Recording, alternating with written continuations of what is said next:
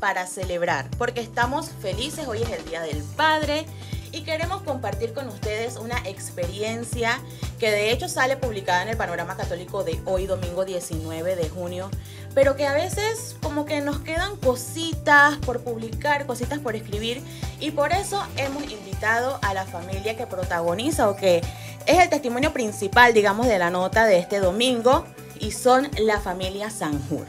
El señor Gustavo, la señora Edna y mi querida María Fernanda.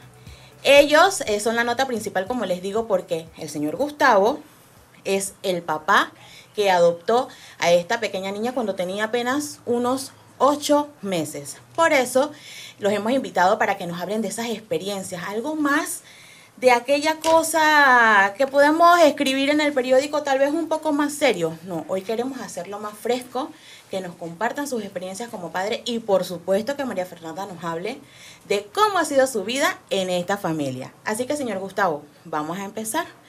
Feliz Día del Padre ante todo, oiga. Gracias. ¿Cómo ha sido su experiencia como papá? Bueno, una experiencia maravillosa que no puedo describirla en su totalidad, porque si me pongo a describirla, voy a coger días o meses. Pero que sí, con María Fernanda para nosotros ha sido y será una maravilla que hemos tenido, gracias a Dios que nos las puso en nuestra mano. Pero queremos saber todo, queremos saber cómo fue la cosa. A ver, ustedes se casaron, ¿a qué edad? ¿Se hicieron novios? ¿Cómo fue todo eso? Queremos saber la historia completa.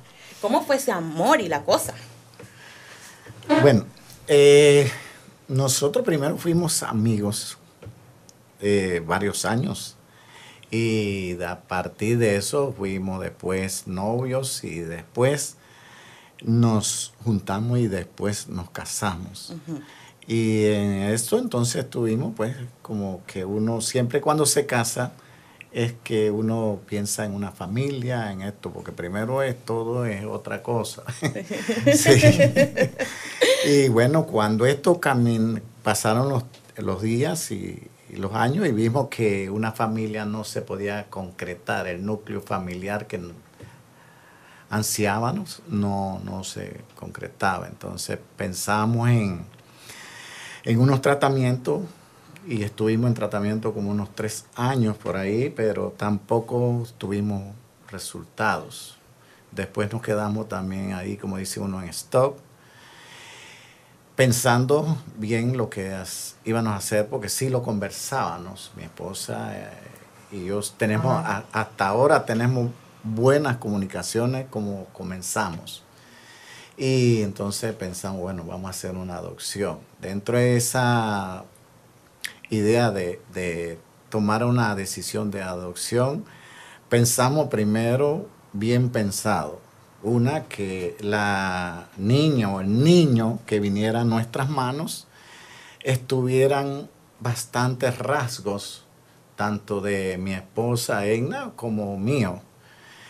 Porque ya sabiendo pues que Dios son iluminaciones de Dios, y que bueno, que ya el niño tiene ciertos traumas. ¿Eso se lo habían dicho a ustedes? O sea, ¿ustedes les habían dado algún tipo de docencia o simplemente fue una decisión suya como pareja? No, esto fue una decisión de mi esposa y yo, que pensada, bien pensada. Hasta ahora lo veo que fue lo mejor que pudimos pensar, que pudimos hacer en ese momento. Y entonces pedimos pues que hacer la adopción con características que estuvieran de tanto de mi esposa o mía, ¿verdad? Porque hubieron muchas que nos llegaron, pero nosotros buscábamos no causar problemas en el niño, en base de nosotros cuando está en la escuela, que no tuviera aquella contraste de que no te pareces a tu papá, no se parece a tu papá, que bueno, sabes lo que se viene después de eso, y el niño ya con trauma va a venir todavía más problemas para él. Entonces, eso fue lo que tratamos, y conseguimos allí un contacto de una abogada a pedido del Valle. Ella es abogada en familia, Y entonces le comunicamos cuáles eran las características que nosotros buscábamos. Entonces ella comenzó a buscar. Un buen día nos llamó, entonces en Divino Niño, nos llama, dice, ahí hay una bebé. Y nosotros de una vez actuamos. ¿Qué sintieron en ese momento cuando le dicen, hay una posible niña que puede ser parte de su hogar? ¿Qué fue? Primero fue una alegría porque sabíamos que la abogada del Valle, ella tenía todo la parte que buscábamos, y ella ya había visitado varios centros y decía, ya visité a tal centro, a tal otro, y no encontraba la niña o el niño que nosotros queríamos ofrecerle a nuestro hogar, ¿verdad? Entonces cuando ella nos dice eso, para nosotros era como que había llegado lo que buscábamos. Más bien, yo siempre digo, es como que si hubiera Edna hubiera dado luz. Ah, entonces sí. nosotros nos fuimos inmediatamente allá y efectivamente fue así. La niña con mucha característica entre nosotros, y la tomamos en nuestras manos, ¿verdad? Y quizás ella, porque no nos conocía en ese momento, lloró, pero después nosotros bajamos del segundo piso al primer piso, me fui a un patio que hay en la parte de atrás y ella quedó tranquilita, ¿verdad? Entonces ahí entra la conexión. Verdaderamente, yo le digo, un embarazo, pero tremendo, ¿no? Un embarazo de 1 año y tanto, dijo usted, ¿no? Sí, me decía usted. 1 año y algo, donde esa química de la niña con nosotros fue grande, ¿no? Porque ya la niña no tomaba su teté si nosotros no se lo dábamos. Y entonces apenas estábamos conociendo a la niña. Esto para nosotros era, llegábamos y la agarrábamos. Un buen día también veníamos en el corredor cuando nos llamaban. Antes de eso nosotros teníamos que salir, como dice uno, escapado. Escondidos. Del centro. Porque la niña no la podíamos agarrar y dejarla ahí en su cunita o lo que sea, pues ya comenzaba a llorar. Entonces, un buen día salimos y veníamos en el corredor cuando la directora del hogar se llama Yolanda y nos llamó, dice, la niña no ha parado de llorar, pues ustedes no se pueden regresar. Entonces digo, bueno, vamos a regresar, Edna. Regresamos y la consolamos ahí y la dejamos, creo que dormida, y entonces pudimos ver. O sea que la conexión fue inmediata con María Fernanda. Y así, un buen día estábamos en casa, creo, en Nadea, la niña estaba con fiebre, ya nosotros habíamos oído, y la niña estaba con fiebre.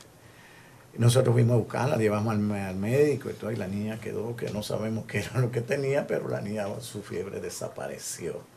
Y así fue tanta, pero Yolanda pienso que también estuvo muy compenetrada con nosotros, porque llegó un momento que ya ella nos decía, llévense a la niña los fines de semana, porque la niña no se hallaba en el centro. Yolanda era la directora del centro. Sí. Ok. Entonces nos llevábamos la niña y bueno, tantas cosas ahí entre ese...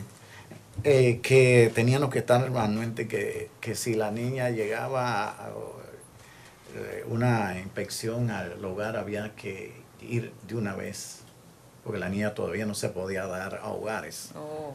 ¿Ve? Entonces nosotros teníamos que estar ahí, teníamos en la casa, no movernos, estaba ahí esperando que si había que llevarla, todo eso. Tener todo listo. Entonces usted cuenta que fue un embarazo de aproximadamente 1 año y tantos de la señora Edna, pero no todo es color de rosa, porque esa espera también tuvo sus momentos tristes, me imagino sus momentos de angustia. ¿Qué nos puede decir de ese momento, señora Edna? De ese pensar, Dios mío, esta niña está ahora pegada a nosotros, pero ¿qué pasa si aparece algún familiar? ¿Qué pasa si al final pues no se puede dar esa adopción? Esos momentos, ¿cómo fueron? Sí, en efecto sí, pasamos momentos muy difíciles con esas aristas de qué iba a suceder. ¿Qué iba a decir el juez? A pesar de que el juez mandó a... bueno, antes de pasarla a la adopción con la tramitación, todo eso lo exigía el juez, unos requisitos, dígase facturación de todos los gastos, para ver y medir también si yo tenía capacidad. Okay. Un susto profundo cuando las trabajadoras sociales hacían las evaluaciones correspondientes. De verdad que sí, me sentí bastante preocupada. Quiero dar una pequeña anécdota de esa fecha. Sí, cuando fueron, o mucho antes de hacer la adopción, dentro de los trámites, fue una trabajadora social a mi casa y yo la esperé como hasta las 12, pero como no llegó, este señorito se fue a tomar una cervecita con unos vecinos ahí y se los tomó. Entonces yo me tomé, me disgusté y me lancé y me fui a un centro comercial a despejarme un poco y todo. Y cuando regresé ya eran las 3 de la tarde y cuando vi la trabajadora social sentada. Ay, Dios mío. Sí, y digo, horrible, porque lo encontró entonces sí con una cervecita y me va a echar todo para atrás. Y de verdad que yo estaba molesta. Es bueno, que, cuando llegué, los hombres son una cosa terrible. Bueno, la cosa es que ahí pasó algo que la licenciada se cayó de una silla, no sé, y él la ayudó y todo eso, y eso me quedó como un poco marcada, ¿no? Porque uno pasa por cosas y sustos y de todo, pues, y uno ahí, ¿no? Tenazmente luchando por lo que uno quiere y lo que uno desea. Bueno, pasé también el susto del juez cuando mandó a investigar en 2 ocasiones, creo, 2 ocasiones, para verificar si la niña, como había nacido en la provincia de Chiriquí, la niña estaba, si sus padres existían o no existían, y aparentemente en la investigación pues salió que la niña pues los padres no aparecían. La señora que realizó la tramitación en el hospital dio un nombre falso y su cédula falsa y todo eso, pero a pesar de todo el juez insistía en que había que dejar eso claro. Entonces, todos esos momentos para mí, pues, y acá por otro lado el MIDES, insistiendo también en los reglamentos que tienen, bueno, todas esas cosas para mí fue también obstáculos que yo sentí, y con el miedo que un día me dijeran pues que había aparecido su madre biológica o algo. Digo, no voy a negar más eso, porque en cierto modo sí, el susto, porque ya uno está encariñado con la niña, pero realmente también me propuse pues que si aparecía yo iba a cederla, ¿no? Y es más, hasta podía ayudarla a ella por algún caso. Pero sí, la experiencia esa que estuve en ese tiempo fue bastante conflictiva. Es más, a mí en el caminar ese también ocurrió que me apareció una enfermedad de cáncer y todo eso, y yo sentí que el mundo se me venía abajo, y ya la niña estaba bien apegada, pues, y pensando que quizás no iba a caer en nuestras manos y todo eso. Pero bueno, gracias a Dios no pasó nada. Como Dios es de grande. Fue un susto, y toda la comunidad de cursillos que yo participaba hondamente en esto, oró bastante por mí saciadamente. De verdad que yo lo observé más bien como un milagro. Un milagro. Un milagro es. Sí, y de ahí continuamos entonces con el proceso de adopción hasta que nos llamó el juez y llevó toda la documentación y todo.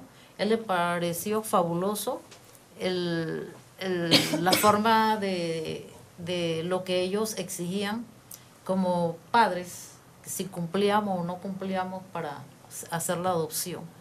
Nos felicitó y todo, porque vio todo como algo normal, como que es lo que debe hacer un padre.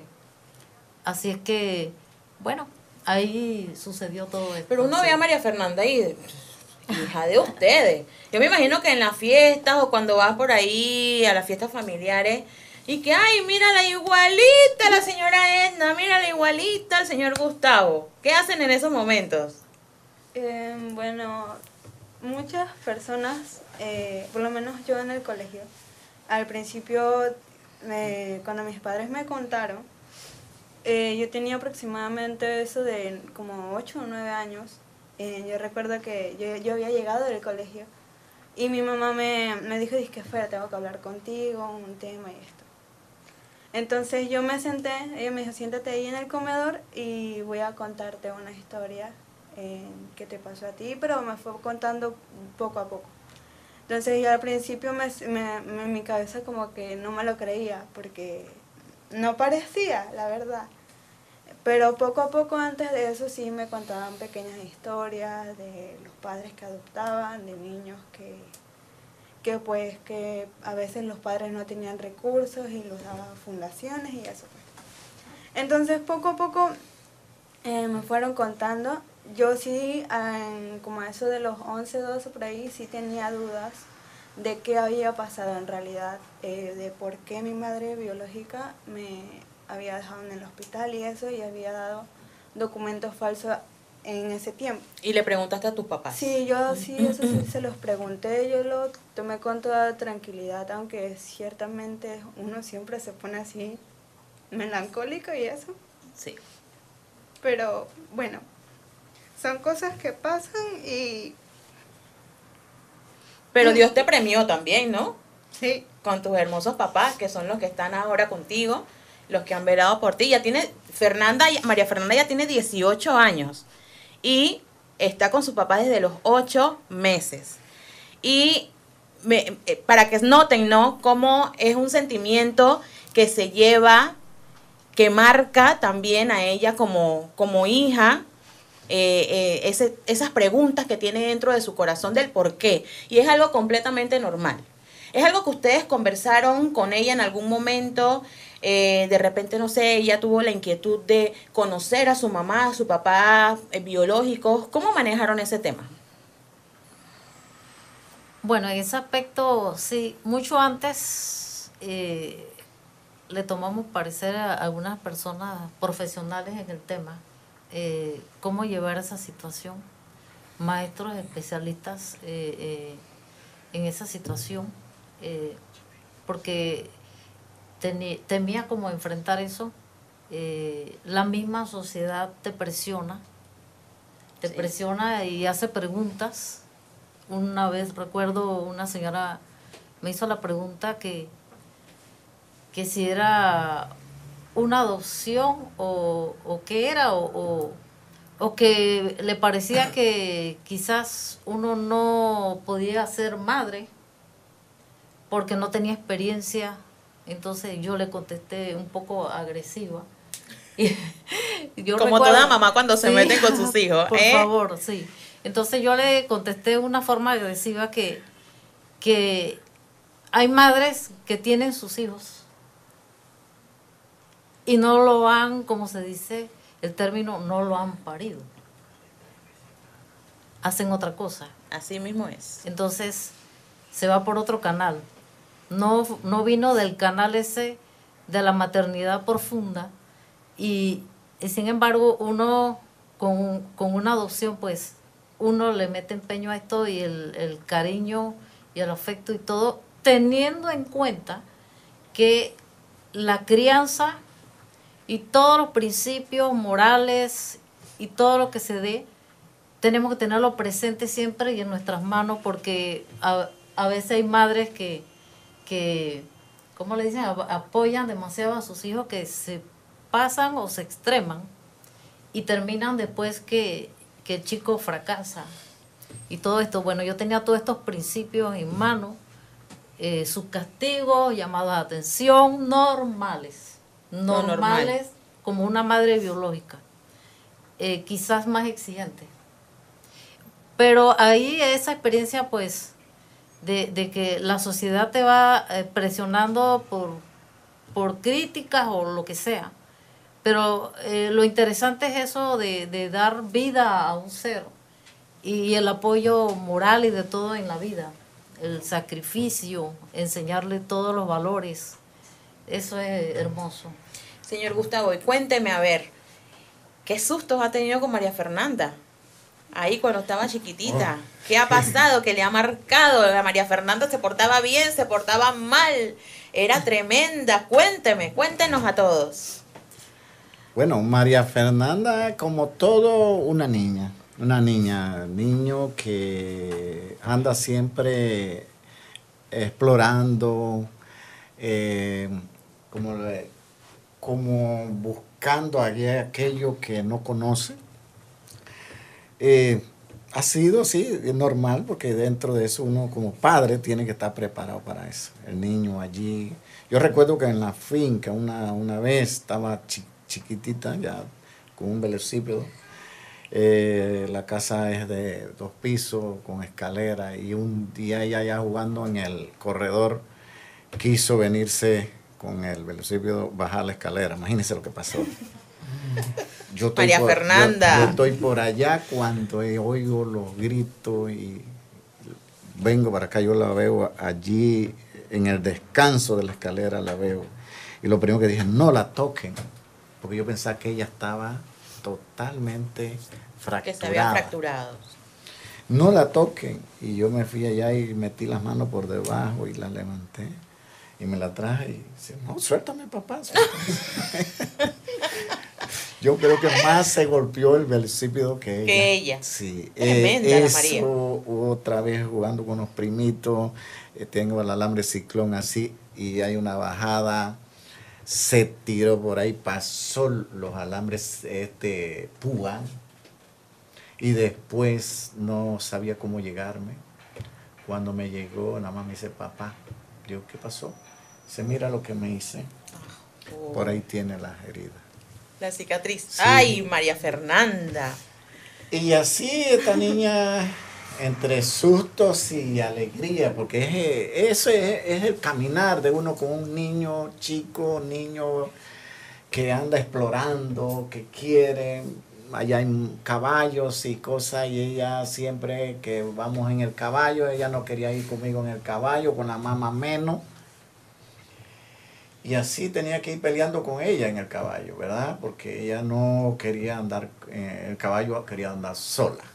Un caballo con una niña. Y de hecho, señor Gustavo, nuestras personas, las que nos están acompañando, que están viendo este podcast, cuéntame, ella es amazona, me comentaba usted. Ella es barrilera más bien, barrilera de la NBH. Ok. Sí, la NBH. Ahora mismo ella está... la temporada ya va a comenzar el 25 de este mes en Old West, en San Carlos. La temporada pasada ella la terminó y terminó clasificada para representar a Panamá en las 2 divisiones, en la mayor y en la juvenil. En un lugar, María Fernanda, ¿cómo se llama? Eso le llaman el estado de Perry, Estados Unidos. El 31 de marzo, digo, de octubre. Sí, ahí está. O sea que Dios primero viaja. No creo que pueda viajar porque ella no tiene visa. Okay. Y la visa parece que demora un poquito. Y entonces para allá hay que tener visa. Ok. Tiene el pasaporte, pero visa no. Así que... Pero lo importante es el trabajo que ella ha hecho, el apoyo que ha recibido de ustedes y lo que ha logrado. Es lo importante. Así, eso ha sido el apoyo. Y lo que más bien ella me dice una frase. Dice, papá, yo las cosas me las gano. Y yo le digo, sí, las cosas se ganan, las cosas no se regalan. Los regalos a veces son malos, no son todos buenos. Entonces, cuando uno se gana las cosas, pues uno sabe cuánto cuesta. Así es. Y ya sabe las cosas, cómo cuestan todo. Un animal para esas competencias ya sabe cuánto cuesta, ¿verdad? Y ella se sacrifica también para dar lo mejor que puede ella con eso en cada competencia. Y lo bueno de ella es que desde que entró a las competencias ella siempre quedó en lugares. No, ninguna competencia ella quedó fuera, siempre estuvo dentro de la competencia. Se quiere un puntaje de 10 mínimo y ella terminaste con un puntaje de 43 o 53. No, terminé con un puntaje de, creo que si no me equivoco, 95 puntos. Porque es que eso en las competencias para representar a Panamá, eso requiere una cantidad de puntos. Entonces ya cuando tienes esos puntos te dan un pase directo a representar a Panamá. Okay. Entonces cuando ya tienes el pase solamente tienes que hacer la tramitación y eso. Pero si uno no quiere ir en este año, el cupo queda abierto. Puedes viajar después. Uh-huh. María Fernanda, ¿qué significa tu papá en tu vida? Bueno, mi papá significa, bueno, mejor dicho todo, porque ellos, más mi papá y mi mamá, bueno, ellos dos, sí me han regañado, me han dicho esto se hace así, esto no se hace así, y bueno, pues son cosas que a veces uno piensa como que, ay, ¿por qué me están regañando mucho? ¿O por qué me están diciendo, me están exigiendo estas cosas? Pero uno ya cuando va creciendo, uno va poniéndose como a pensar de que eso fue bueno. Porque ya recuerdo que mis padres me decían, y que no hagas eso, no hagas eso. Y yo estaba chiquitica, me decían, ten cuidado que te golpeas, ten cuidado, por lo menos en la finca. Y yo no les hacía caso y a veces me iba por ahí, siempre quedaba con un golpe. Todos los fines de semana que venía y precisamente antes de entrar al colegio, siempre venía con un golpe de allá. Pero son cosas que uno queda marcado y bueno, pues las enseñanzas prácticamente, porque ellos me han enseñado mucho lo que es la tolerancia, el respeto, la honestidad y eso. ¿Cómo manejaste tú este tema con tus compañeros, por ejemplo, del colegio? Bueno, ¿cómo fue? Al principio yo sí a mis amigas sí les comentaba y a los profesores sí yo les decía, porque muchos de mis compañeros, a veces por inocencia, quién sabe, me decían, que oye, no te pareces a tu mamá o algo así. Entonces yo prácticamente no les hacía caso, porque yo sabía el tema, pero no quería entrar de lleno en eso. Entonces hubo en unas ocasiones que la directora sí sabía sobre el caso y ella les comentó a los profesores. Y los profesores en cierta parte me ayudaban en ese ámbito. Pero yo prácticamente no le tomaba importancia porque yo sabía la realidad de las cosas. Entonces, poco a poco fueron ya, no era un tema así de hablar. Bueno, yo casi tampoco lo contaba a todo el mundo que yo era adoptada ni nada de eso, porque siento que eso es algo privado. Pégate un poquito al micrófono, María. Entonces, bueno, después fueron pasando los años y casi todos mis compañeros, algunos sabían, otros no, pero no era así un tema así importante de hablar. Ese momento cuando ya tú sabías pues que tus papás te habían adoptado y que tú sentiste como esa inquietud o ese deseo de saber por tus papás biológicos, ¿llegó de la nada eso? No, ¿qué llegó a tu mente? ¿Cómo bueno, lo manejaste? De hecho sí como quien dice, me estremeció el cuerpo, porque cuando ellos me contaron, yo estaba súper pequeña y eso fue bueno, porque si me hubieran contado esa historia a la edad que tengo actual, tal vez hubiera reaccionado distinto.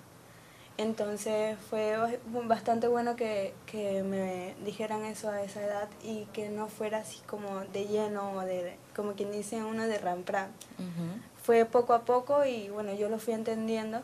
Sí fue un poco así, uno le llega como el sentimiento, pues, como dije antes, porque uno quiere saber qué fue lo que en realidad sucedió.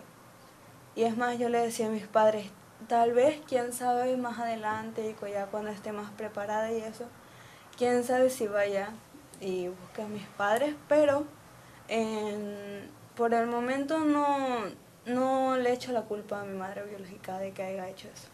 Porque yo siento que eso fue, quién sabe si tenía falta de recursos económicos o tenía muchos más hijos y ya no podía con esa carga. Y pues no, la verdad no me siento así como enojada o molesta con ella, pues, por esa situación. Bueno, sí, de hecho sí me gustaría, porque quién sabe si tenga hermanitas por allá o quién sabe, pues. Pero bueno, solo Dios sabe cómo hace las cosas y bueno, pues. Yo le escucho hablar ahí, definitivamente que ustedes han hecho un excelente trabajo, porque ella habla con tanta dulzura y es un tema como que poco a poco ha ido superando, y ella dice, en un futuro, quién sabe, y yo pueda buscar a mi mamá y pueda ayudar a mi mamá, porque nadie sabe la realidad de lo que pasó. Entonces es de verdad un bonito testimonio el hecho de que ella se exprese de esa manera. Yo tengo por acá a mis compañeros de Panorama Católico, a nuestro productor también, Alejandro. Chicos, no sé si alguno de ustedes quiera compartir algo, tenga alguna pregunta para nuestros invitados. Me lo hacen saber sin ningún problema. ¿No tienen nada que preguntar? Por ahora no. Patricia, ¿sí? ¿Tienes algo que preguntar? Yo sí quería preguntar, a ver, ¿cómo...? Pero por el micrófono, lo dejo. Ah, ok. No, usa. Hazla casi. Ok, a ver. Sí, me pongo aquí. Se metió. Estoy aquí ahora. En toda la... Bueno, no importa. Quizás cuéntenos, o sea, un poquito cómo es esa convivencia familiar. O sea, un día típico de familia. Bueno, Para... un día típico de familia, por lo menos nosotros ya tenemos como una rutina, de que por lo menos mis padres van al trabajo prácticamente toda la semana, y los fines de semana casi siempre vamos a la finca. Allá vamos, digamos, a poner los sábados, después que salen del trabajo, nos vamos todos para la finca, y de hecho vamos escuchando música en el camino, hablamos de prácticamente de todas las cosas que suceden en la vida y eso. Y es una convivencia, como quien dice, normal. Porque los padres, o sea, hablamos, decimos como si fuéramos dos personas mayores, ya, así. Y a veces nos damos consejos, damos nuestros puntos de vista en los temas. Y bueno, pues casi los fines de semana siempre no nos las pasamos en la casa, acá en la ciudad, sino siempre vamos al interior y eso, pues. Pero siempre hablamos tenemos esa comunicación entre padres e hijos. Ok, quiero aprovechar este espacio para comentarles a las personas que nos ven y que nos escuchan que tenemos una dinámica en nuestras redes sociales de Radio Hogar, en donde pueden ganar premios. Es muy importante que ustedes sigan la cuenta y sigan las indicaciones que salen en la publicación en el Instagram de Radio Hogar, y pueden ganar excelentes premios. Así que los invitamos a que sigan la cuenta de Radio Hogar, sigan la cuenta también de Panorama Católico, para que puedan participar de estos fabulosos premios. Para finalizar ya, señor Gustavo, pues cerrando este podcast, cuéntame, quisiera que me diga en general esta experiencia de ser un papá en todo el sentido de la palabra, a pesar pues de no ser el papá biológico. ¿Qué ha significado en su vida? Y la invitación a las personas también para que se animen, estos papás o estas parejas que de repente no pueden tener hijos. Hay opciones, es bonito, es hermoso. ¿Qué nos puede decir? Bueno, de ser papá en esto de la adopción, yo de verdad que es una experiencia bonita. Yo diría bonita porque uno sabe que lo que tiene en la mano se llega a compenetrar dentro de uno mismo como que si fuera su hijo biológico, y que uno cuida eso como algo que Dios te dio. Los hijos para mí no son tanto biológicos como adoptivos, no son de uno.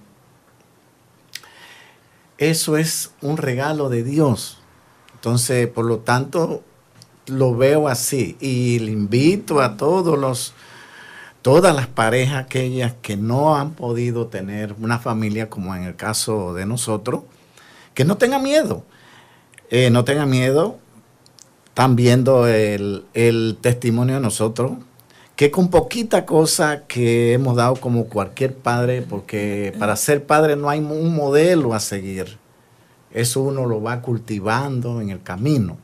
No le tengan miedo a eso y van a disfrutar de una familia totalmente sólida, llena de amor, como también de llenas de baches y como no, toda una familia, así como María Fernanda lo dice, ha habido altas y bajas, pero eso está en una familia biológica como está en una familia de adopción, simplemente amarrado y agarrado de la mano de Dios, uno sigue adelante y la felicidad es más grande que las cosas malas que puedan venir, siempre amarrado. Y los invito a todos que el que no pueda, que lo intente, se le da cariño y amor a aquel niño que está asignada y lo puede tenerlo todo y llena su ternura de él, que es lo más importante, no la de nosotros. Eso le iba a decir, porque a mí sí me llamó mucho la atención cuando usted me dijo, nosotros buscábamos de repente llenar un vacío porque queríamos un hijo, pero terminamos llenando el vacío de nuestra hija María Fernanda, de nuestra bebé. Y eso es lo más importante y eso fue lo que a mí me clavó en la nota. Dije, esto es. Buscábamos de repente llenar lo nuestro, pero al final nos dimos cuenta en el camino que lo importante es llenar ese vacío que ella podría o pudo haber tenido en su vida. Señora Edna, falta camino. Ella apenas tiene 18 años. ¿Qué viene ahora con María Fernanda? ¿Cómo ve esa parte de la crianza ahora en su preparación universitaria? ¿Qué espera usted de eso? Bueno, está en las manos de ella también y la de Dios primero. Pero con toda la ruta que le dimos para seguir adelante, debe de buscar las herramientas, porque nosotros trabajamos a base de herramientas que necesitamos en la vida para caminar y pasar las buenas, las malas y las feas. Sí, en el principio sí dije que yo iba a cumplir con Fernanda hasta los 18 años. Mentira. Eso sigue. Eso sigue. Como abuela, como todo, yo decía que ya me iba a retirar y me iba para la finca. Esa es mentira. Eso sigue. Y el cariño, el apoyo, con éxitos y con fracasos. Así mismo es. Hay que estar con ellos, apoyándolos. Ahí. Eso es lo que dice. María, un mensajito para finalizar a todos esos niños que se encuentran en este momento en lo que tú viviste, en tus zapatos en algún momento. Porque tal vez hay niños que no pudieron o no tuvieron la madurez de soportar esos comentarios de compañeros que, como tú dices, por inocentes tal vez los hacen. Anímalos a que se sientan orgullosos de lo que son y de tener una familia que Dios les ha regalado, aunque sea adoptiva. Exacto. Bueno, yo digo que no se hagan como resentimientos de eso, porque, o sea, ellos, eso, como dice mi papá, que así mismo como un niño es una bendición, así mismo los padres son una bendición, porque yo recuerdo que mis padres me habían dicho que nosotros estábamos a punto de conseguirte una hermanita también. Y de hecho yo siento que cuando un niño consigue una familia es muy importante, porque ellos se tienen que sentir acogidos en esa familia, ya que sea con el amor, que le den importancia a eso, y que pues que no se rindan, que en cualquier momento dos parejitas por ahí van a llegar y van a ser sus padres, y que pues que no pierdan esa fe, que en cualquier momento puede pasar algo, ya sea un milagro, porque de hecho una familia es un milagro. Con este mensaje nos despedimos. Esto fue Cuéntame, el podcast. Para todos ustedes, para Panorama Católico, yo soy Carla Díaz, nuestra familia invitada. Recuerden que esto es como para incentivar a que usted adquiera su Panorama Católico. Ya en todas las parroquias está disponible, pero queremos brindarle un espacio más fresco para que ustedes conozcan todo lo que hay detrás de las historias y los testimonios que nosotros contamos en Panorama Católico. De esta manera nos despedimos. Muchas gracias por estar y por vernos.